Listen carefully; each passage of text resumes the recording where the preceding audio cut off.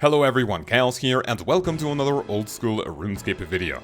Today, my Duke Sucellus guide. Released as a repeatable boss for Desert Treasure 2, Duke Sucellus is fought at the Garrock prison located under Vice, which is pretty close to the Phantom Muspa rune.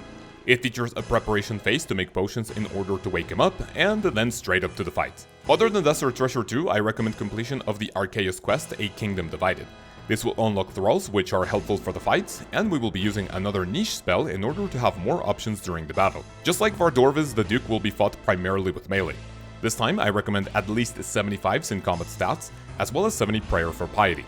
You will be doing a lot of running, so get at least 70 agility for faster energy regeneration, and then for the first time in a boss guide we have an herb lore level requirement being a minimum of 70.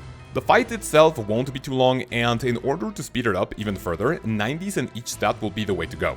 Get 88 magic for thralls, a higher prayer level to get most out of your prayer potions, and of course slightly higher agility. For the highest efficiency, we will need 80 herb lore instead. The starting gear features the Arclight and the Dragon Defender since it's a great budget weapon for the Duke, along with the standard budget melee gear like a Nezi helm, torso, obsidian legs, Bearer's gloves, and a Berserker ring.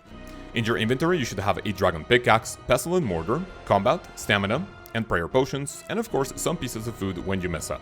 Another intermediate gear setup will make use of an Osmundtem's Fang, Bandos with Nessie Face Guard, and the Light Bearer. You can also bring a Bandos Godsword since defense reduction is pretty good here. And in your inventory you should start seeing use of thralls with the Book of the Dead, a rune pouch with blood, cosmic, and finally fire runes. For the best in slot gear outside of the Soul Reaper axe, bring a scythe and whatever endgame gear you may afford like primordial boots and the Torva to mention a few. For the setup your inventory will stay relatively intact, but you should start looking to upgrade Bruce and restore for more kills. Our best option to get to the Duke is by using a frozen tablet on your Ring of Shadows to be teleported south of the starting area.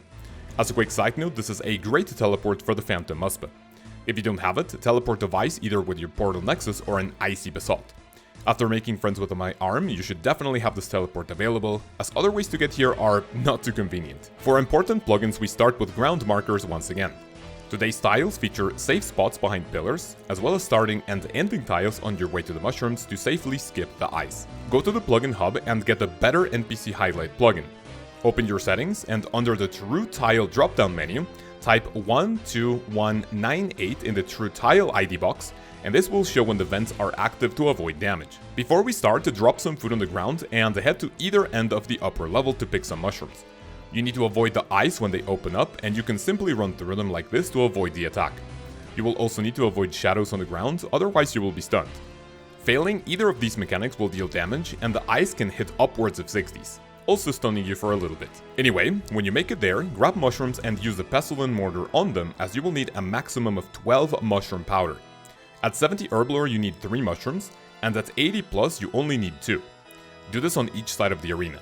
The last thing we need is salt, so go to the lower level and start mining until you have 12. When you have a minimum of 12 for each ingredient, click on both the barrels to start fermenting up a potion, and once done, use both of them on the Duke to wake them up. When you're away from the Duke, it will attack with a Mage, which deals massive damage even when you're praying correctly. For the entire fight, we will be in melee range to avoid it. What I personally do is stand next to the Duke and move behind the pillar as soon as I see him moving. Let the spike spawn for 1 tick, and then walk back to keep attacking. Make sure to pray melee to reduce chip damage, and if you're caught by the spikes you will also take heavy damage. The first of 2 specials is pretty simple. Every 6 auto attacks the Duke will show his eye, and if you're not behind the pillar you will take upwards of 90 damage. So, safe to say, it can knock you out in 1 hit. Stay behind the pillar at all times to avoid getting sat down. For the second special attack, the Duke will throw a gas projectile at one of the vents near you, for which you will have to go to the other side of the arena to avoid being damaged in a 3x3 area. When you go to the other pillar, keep attacking on the cycle to avoid the spikes. Instead of an enraged phase, Duke's mechanics will change a little bit at 50 and 25% health. When it reaches 50% HP, it will throw 2 gas projectiles instead of 1, covering the middle vent as well, so simply go to the other side of the arena once again. At 25% health, it will start attacking 1 tick faster, so if you're wearing a 5 tick attack weapon, you won't be able to trade attacks at the same interval. Stay behind the pillar when needed to avoid getting penetrated by spikes, and all you need to do is keep avoiding the big eye and the spikes as the Duke's health drops down to 0.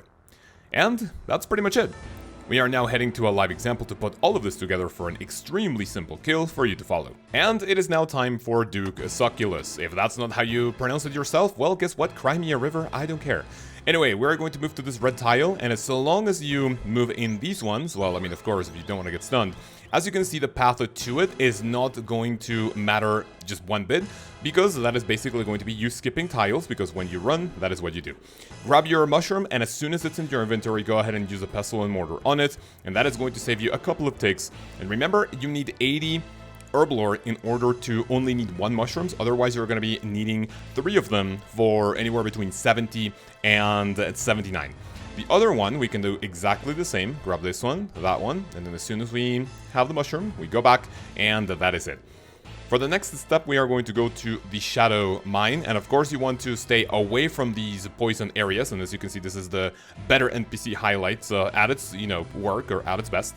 And once you have 12 of each, we are going to come to the fermenting vat or fermentation vat and go ahead and make the potions themselves, and then that is pretty much it. This is where you want to start grabbing your stamina potion, because otherwise your run energy is going to go low. If you have a Bandless God Sword, which I'll use for this example, then go ahead and do it. Summon your Thrall and then use both the potions on Duke, and this is when the fight is going to begin. Use number 1, that is 48, that is beautiful. And what I personally do in order for you to have a much better time with the, I would say, cycle, is as soon as you see the Duke moving, like now, go ahead and click behind the pillar. So 1, 2, very nice. And that's it. Whenever it does this attack, you are going to stay under the pillar, and you have 1 tick to attack, and then you can do exactly the same. Go, 3, 2, 1. I literally just noticed that I'm not praying melee, so that is why I was taking a lot of damage. Please do not do that.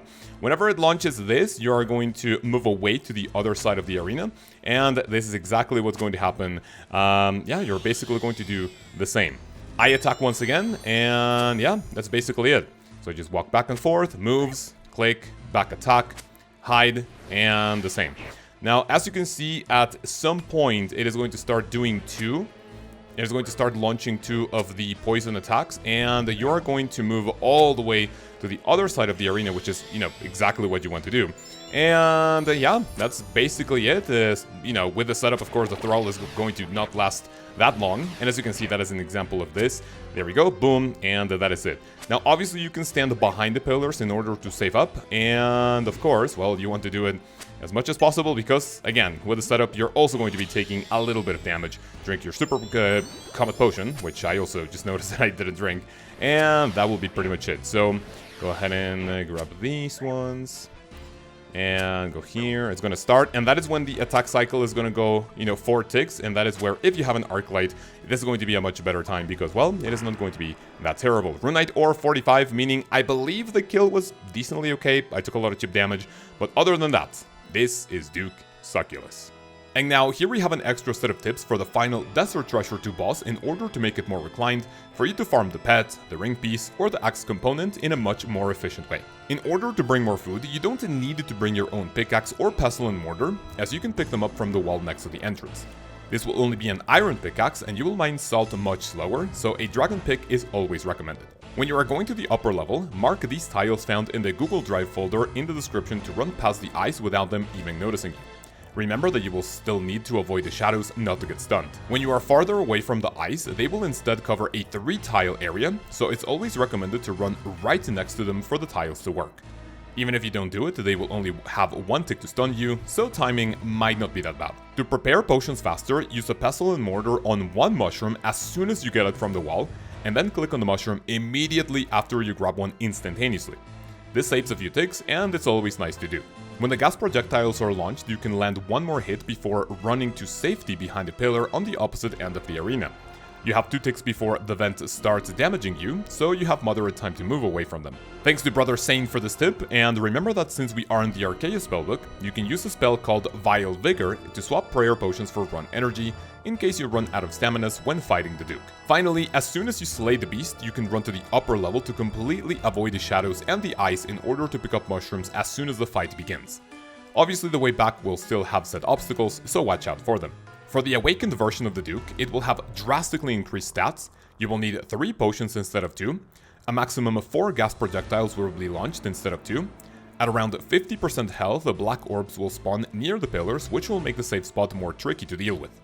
Most importantly, you will be covered in poison at random intervals, which will leave a pulse of poison under you, which is basically the acid phase for On. Massive damage will be dealt to you if you stay there for just a single tick.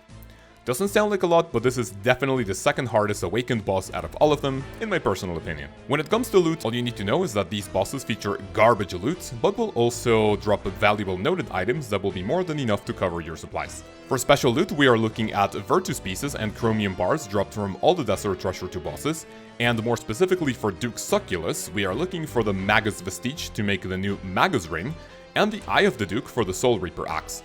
And of course, you can't forget about the pet Baron, which is the ugliest pet in the entire game. Ladies and gentlemen, that's pretty much it for this video and the Desert Treasure 2 bosses. Thank you so much for watching and for making it this far. A chunky thank you to all my channel members. Your support means the world to me, and I hope to keep providing useful videos as long as I enjoy the game.